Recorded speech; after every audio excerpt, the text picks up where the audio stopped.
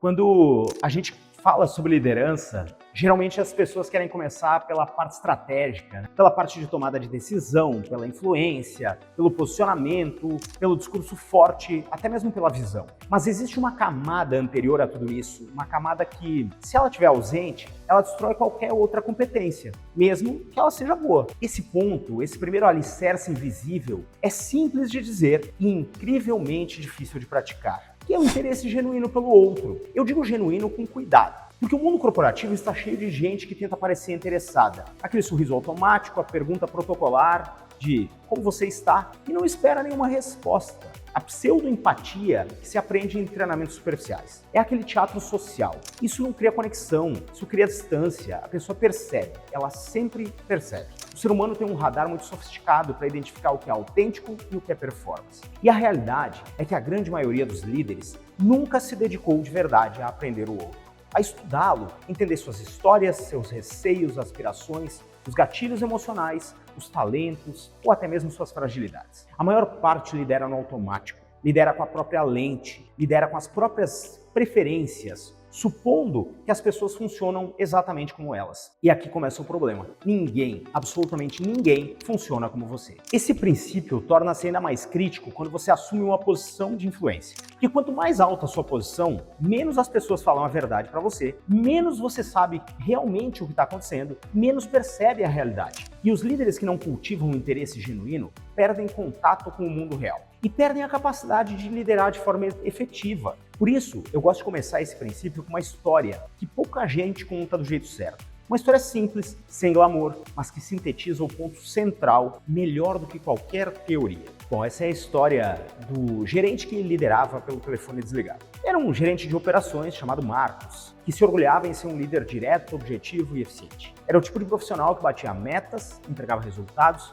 e não perdia tempo com conversas emocionais. Um dia, uma colaboradora, excelente profissional, diga-se de passagem, começou a cair de performance. Não era típico dela. Marcos fez então o que ele sempre fazia. Chamou para uma reunião, abriu o relatório, mostrou os números e foi direto ao ponto. Ele disse, olha, os seus resultados caíram, o que está acontecendo? Ficou aquele silêncio, né? Ela respondeu com frases curtas, nada, que não tinha a ver com o trabalho, segundo ela. Estava tudo bem, ela aceitou. Ele então aceitou a resposta e encerrou a conversa. Durou 5 minutos. Pronto, objetividade. 3 semanas depois, essa colaboradora pediu demissão. Marcos ficou indignado. As pessoas não têm comprometimento, vocês não me contam nada. Ele reclamou para o time. Foi então que um dos funcionários mais novos, sem filtro e talvez sem medo de perder o emprego, soltou uma frase que atravessou o Marcos como um soco. A gente não conta porque você nunca parece querer saber. E esse é o ponto central do princípio 4. Não é sobre perguntar, é sobre querer saber. O interesse genuíno não é algo que você diz, é algo que o outro sente. Marcos descobriu isso tarde.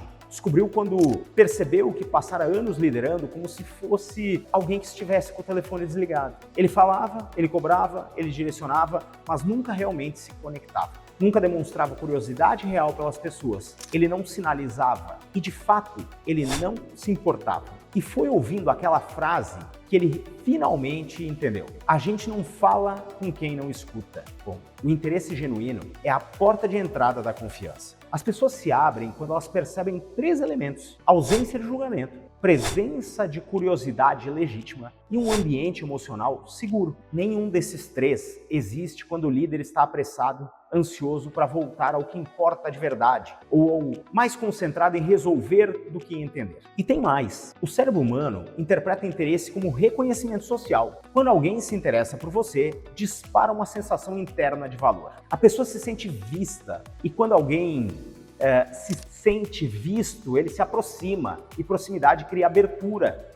Abertura cria confiança cria colaboração verdadeira. E é por isso que esse princípio não é sobre ser gentil, é sobre ser inteligente. Muitas vezes surgem alguns conflitos internos. A gente pode até pensar, mas eu não tenho tempo para isso. E esse argumento é muito comum, mas ele também é o mais frágil, porque não estamos falando de longas conversas, cafés intermináveis ou uma terapia corporativa. Nós estamos falando aqui de atenção real, nos momentos certos. Você não precisa de tempo para isso, você precisa de presença. E presença é uma escolha e não uma agenda. A ironia é que os líderes que acham que não têm tempo para cultivar interesses genuínos são justamente os que mais perdem tempo apagando incêndios, criados justamente por falta de conexão humana. Então, o interesse genuíno previne problemas. Desinteresse genuíno produz uma série de problemas.